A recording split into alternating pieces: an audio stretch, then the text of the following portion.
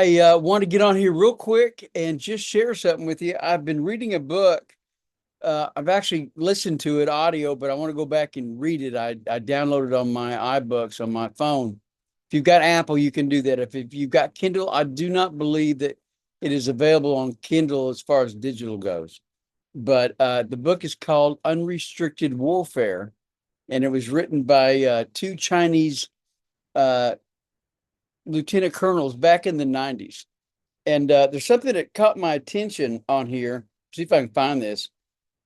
It talks about modern countries are affected more and more by regional or worldwide organizations. It mentions the European nation, ASE, ASEAN, OPEC, APEC, International Monetary Fund, the World Bank, the World WTO, United Nations, World Health Organization.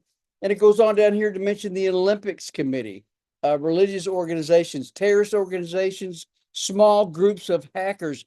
Guys, they are willing to use anything and everything.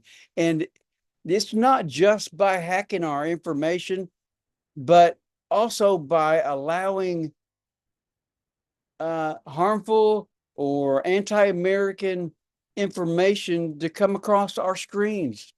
It's just like they're doing with TikTok. But listen, there's so much there. One thing I want to bring up here, and I want to see if I can find this guy's name.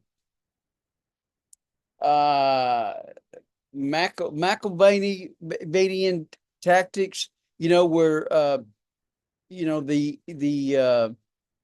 the ends justifies the means, and they'll do anything and everything. Nothing is off limits. Guys, I really believe that we're in the middle of that storm right now. The software problems we had a couple of weeks ago with the airplanes and the banks and the airports and all that stuff, I believe is going to get worse. We don't know if it's China's doing it, if it's a non-state entity doing it, a group of cyber terrorists.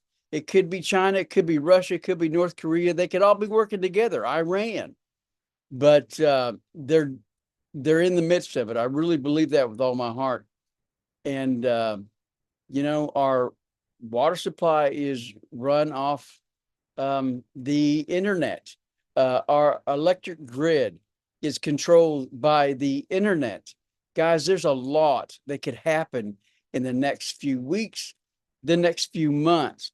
I just want you to be aware of it. And I want you to go get that book and read it, because I think they're playing it out as we speak. And it's something that we brought up in the conversation I had with Bob McGinnis, Lieutenant Colonel Robert McGinnis. Nothing is off limits to these guys. What got me started on this thought process was I had watched, it was a 2-hour interview with Eric Prince, formerly owner of Blackwater. And I don't know what you think about Eric or not, but he 70% sure that China was behind the AT&T attack. And in that interview, I learned a lot of military things, how we're probably wasting money as a country.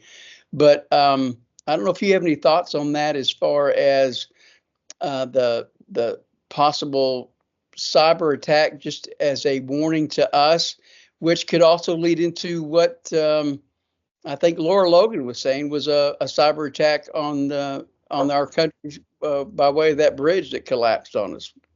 Do you have an opinion on that? Yeah, there are a host of issues you bring up there, Chris. Interestingly, before Eric Prince went to SEAL school, I knew him. He was an intern at the Family Research Council, where I was the vice president. I knew his parents, and then I've had a little contact with Eric over the last couple of decades. But I did know him and his affiliations with Blackwater and some of his people in Iraq who I met and so forth. The cyber attacks are real.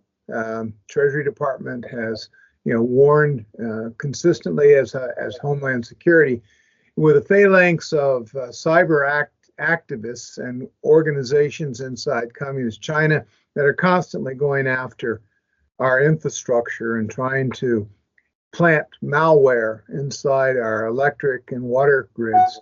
It's not a surprise at all. The Russians do much the same.